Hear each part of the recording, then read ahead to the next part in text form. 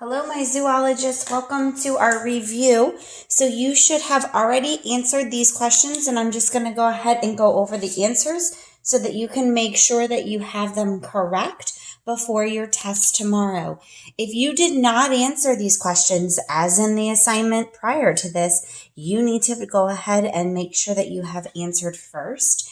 This is a learn from mistake opportunity, not copy after Mrs. Weinkind. So let's go ahead and get started. The first question is, what is a vertebrate? A vertebrate is an animal with a backbone.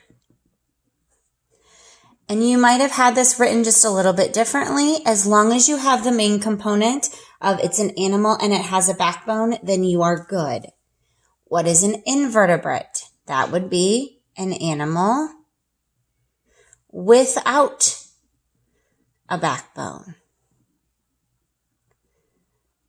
Again, you might not have it written exactly like that. As long as you have the components of without a backbone, that is important. Number 3, bats are animals that fly. They are covered in hair and make milk for young. Do you think that they are birds or mammals? Give reasons why. This was another question we had already answered, and almost everyone got it right. They are mammals. And why is it that they're mammals? Because they make milk, which mammals do. They have live babies. Again, what mammals do. Oops, let me slide my paper over here. They have hair, which is not fur. You could even say that they are warm-blooded, like mammals. I know birds are also. Those would be things that you could put here. Remember that their wings are really just stretched skin. They are not feathers like regular wing. Number 4, what are some characteristics of arthropods? Remember we read about those and talked about those at the very beginning. Those were those animals that are invertebrates. So if we think about it, arthropods have jointed legs. They all have 3 body parts. And they have some sort of an exoskeleton since they do not have an backbone. So you could add that they are an invertebrate. We read about specific types of arthropods. Remember insects. We read about spiders. We read about starfish. So just remember that there was different specifics as far as what kind of arthropod they are. But the main components, they have jointed legs, 3 body parts, and exoskeleton because they are an invertebrate. What characteristics do birds have that no other vertebrates have? Birds are the only ones that have feathers. Feathers is the key to that. We can't say scaled legs because fish have scales. So the only characteristic that birds have none other have is feathers. What are the characteristics of fish? So we talked about that they have scales. They have gills to breathe. They have fins.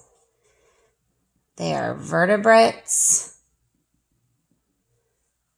Okay, those are some of the components that we discussed about with fish. And then reptiles. Remember, reptiles have only lungs because they live on land.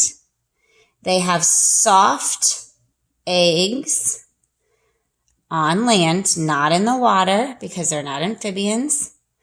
They have dry, scaly skin. The babies look like the adults or look like parents. And they're vertebrates.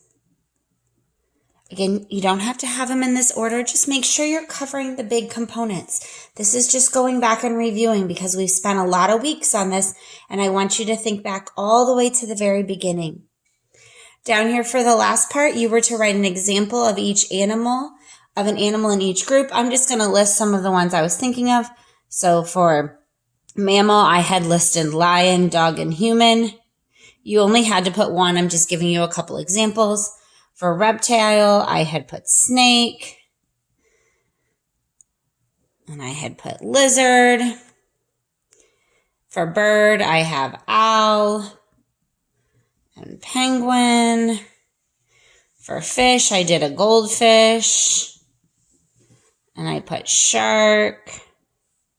Amphibian, I did a frog and a toad. And invertebrate, I did an ant and a spider and a butterfly. Now, you could have listed very specific types of frogs, like a tree frog, or you could have said a specific snake, like a rattlesnake. You can make this as specific as you want, but make sure you have a couple of these listed. Now, tomorrow when you go to take your actual test on all of the things we've learned about animals, you will be able to use this. You can also use your animal notebook. You can use any notes that you have. Anything that you want, you are able to use to complete your test. So don't forget to use these resources to help you.